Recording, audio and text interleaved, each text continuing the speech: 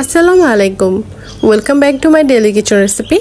অনেকের কাছেই শুনেছি খাসির মাংস অনেক ভালো করে মশলা দেওয়ার পরেও কিন্তু খেতে ভালো লাগে না, খাসির একটা এক্সট্রা স্মেল থেকেই যায়। আজকে আমি এমনভাবে তৈরি করে দেখাবো যেইভাবে তৈরি করে নিলে খাসির মাংস কোনোদিনও খাসির একটা বাজে স্মেল আসবে। যারা খেতে চায় না তাদেরকে দিলেও বুঝতে পারবে না এটি খাসির মাংস তৈরি করা হয়েছে। খাসির মাংস তৈরি করার জন্য সর্বপ্রথম খাসির মাংসটা আগে পানি দিয়ে ভালো করে ধুয়ে নেবেন। তারপরে অবশ্যই 3 থেকে 4 টেবিল চামচের মতো লেবুর রস আর 1 চামচের মতো চাইলে ভিনেগার দিতে পারেন।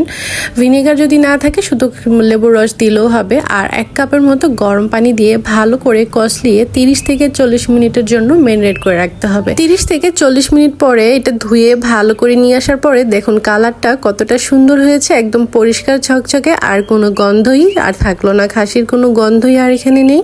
তবে এই মাংসটাকে ভুনা করার জন্য অবশ্যই সয়াবিন তেলের বদলে সরিষা তেলটা অ্যাড করার চেষ্টা করবেন, তাহলে এটা খেতে আরো বেশি ভালো লাগবে।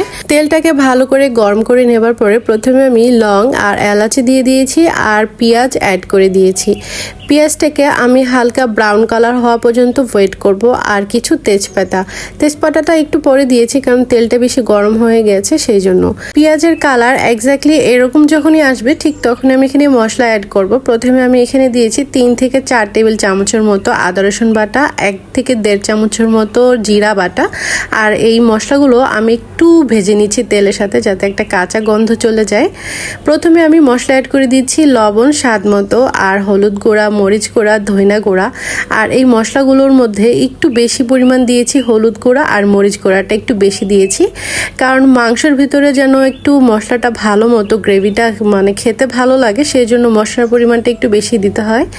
এখন আমি দিয়ে দিয়েছি সামান্য গরম পানি, কারণ মশলাটাকে আমি এখন ভালো করে কষিয়ে নিব। 5 থেকে 10 মিনিট পরে যখন মশলাটা এরকম একটু ছাড়া ছাড়া হয়ে যাবে ঠিক তখনই আমি এখানে মাংস অ্যাড করে দিব। অ্যাড করার আগে অবশ্যই মাংসটাকে পানিতে ঝরিয়ে রাখবেন। আমি যেরকম কাপড়টাকে চিপড়িয়ে যেমন মানুষ পানি বের করে ঠিক সেরকম করে একটু চেপে চেপে মাংস থেকে একটা এক্সট্রা যে পানিটা থাকে সেটা ফেলে দিয়েছি, যাতে মাংস থেকে এক্সট্রা গন্ধও যেন না আসে। যখন এই মাংস থেকে সামান্য পানি ছেড়ে দিবে তার আগে একটু ঢেকে দিব, আর এই মাংসটা পানি শুকিয়ে আসা পর্যন্ত ওয়েট করব। আর ততক্ষণ পর্যন্ত মাংসটাকে ভালো করে কষিয়ে নিব। এইভাবে মাংস থেকে যে এক্সট্রা পানিটা থাকে সেটা দিয়েই মাংসটাকে ভালো করে কষিয়ে নিলে খুবই ভালো হয়, তাহলে মাংসেরও যে এক্সট্রা একটা গন্ধ থাকে সেটাও চলে যায় আর রান্নার ফ্লেভারটাও অনেক পারফেক্ট আসে। এখানে মাংসটাকে ভালো করে কষিয়ে নেবার পরে এখন দিয়ে দিয়েছি গরম পানি আর কিছু কাঁচামরিচ। গরম পানিটা আমি সবসময় মাংসতে অ্যাড করি, কারণ টকবক করা গরম পানি মাংসতে অ্যাড করলে খেতে অনেক ভালো লাগে। এই টিপসটা কিন্তু আপনারা ফলো করতে পারেন। তারপরে ঢেকে দিব। ঢেকে দেবার পরে পানিটা কিছুটা শুকিয়ে আসছে ঠিক তখনই আমি এখানে আলু অ্যাড করে দিব। আলুটা চাইলে আপনারা স্কিপ করতে পারেন, আলুটা খেতে ভালো লাগে সেই জন্য আলু দিয়ে দিয়েছি। আর ঢেকে আরো 10 থেকে 15 মিনিট রান্না করব। পানিটা যখন আরো শুকিয়ে আসছে কালারটা দেখেই বোঝা যাচ্ছে কালারটা অলমোস্ট চলে আসছে, মাংসটা সেদ্ধ হওয়ার পর্যায়ে, ঠিক তখনই আমি এখানে 1 চামচের মতো ভাজা জিরা গুঁড়া, 1 চামচের মতো গরম মশলা গুঁড়া, কিছু কাঁচামরিচ আর একটা শাহি এলাচি অ্যাড করে ঢেকে দিব কিছুক্ষণের জন্য।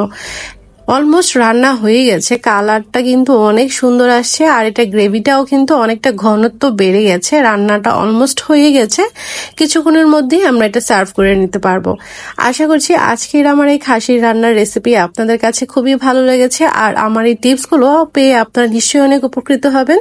আর ভালো ভালো ভিডিও পাওয়ার জন্য অবশ্যই আমাকে সাপোর্ট করবেন। আর খাসির মাংস এইভাবে রান্না করার পরে কেমন লেগেছে অবশ্যই কমেন্টস করে জানাবেন। ধন্যবাদ সবাইকে।